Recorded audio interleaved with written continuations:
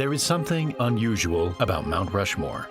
Unlike most sculptures which look painstakingly crafted, Mount Rushmore almost seems like it formed out of the mountain naturally, and not by the work of a great sculptor. The reality is, Mount Rushmore is not only a work of art, but an engineering masterpiece. Despite having zero artistic experience, an enormous team of gold miners managed to bring these giant heads into existence using jackhammers, dynamite, and some clever engineering. We modeled the entire thing to show you how they mapped the design onto the mountain using ancient Greek technology, and how all of this was done without losing a single man. But in order to understand why Mount Rushmore exists in the first place, we need to go back in time. In the early 1920s, the state of South Dakota was just a few decades old, and it was struggling to get its foot in the door. State historian Doane Robinson saw how tourists from all over the country had been flocking to a new sculpture in the state of Georgia, and this gave him an idea.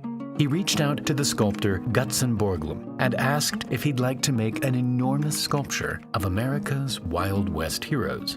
Borglum was excited by the idea, but thought that more national figures, like presidents, would draw more attention. And so, in the summer of 1925, he traveled to South Dakota and came across Mount Rushmore, a 500-foot tall cliff edge made from fine-grained granite. He knew that this would be the perfect blank canvas for his project. With the mountain secured, he started studying photographs of the presidents and put together a 1:12 scale model. Now he had to figure out how he was actually going to make the real thing. At the time, Mount Rushmore had nothing, no roads, no electricity, and no way for workers to even climb the mountain. And so in the summer of 1927, a road was built that could carry goods and people to the site. Soon after, an entire village popped up around the base of the site, with tool shops, blacksmiths, and houses for the workers. An enormous staircase was built to the top of the mountain, and a cable car was set up to carry tools and materials back and forth.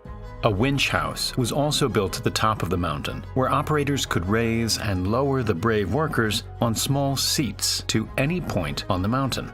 With all of this in place, the team could finally start carving out the first head of George Washington.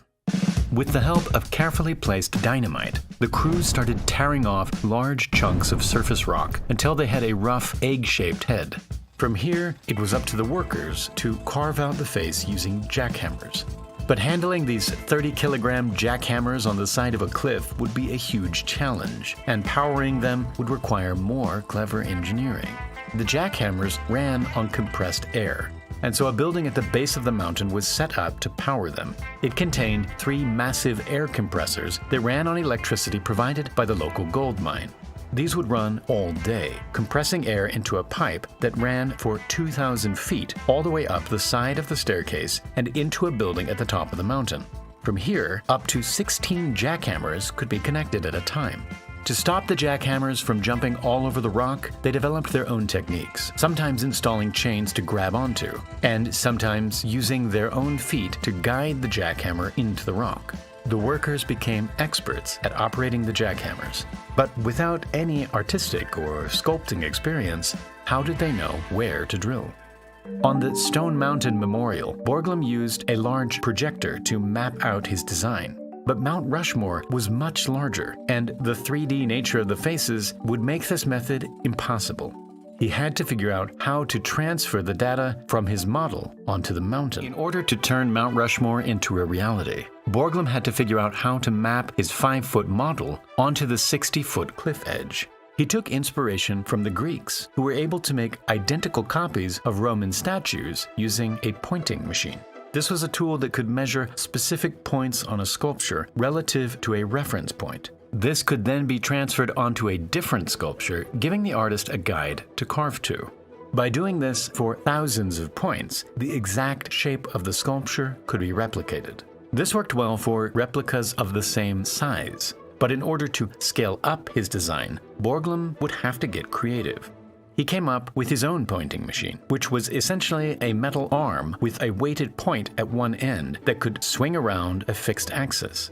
By placing the weighted point somewhere on his model, he could get 3 measurements: the angle of the point, its horizontal distance, and its vertical distance. By simply multiplying these measurements by 12, the exact same point could be transferred onto the mountain.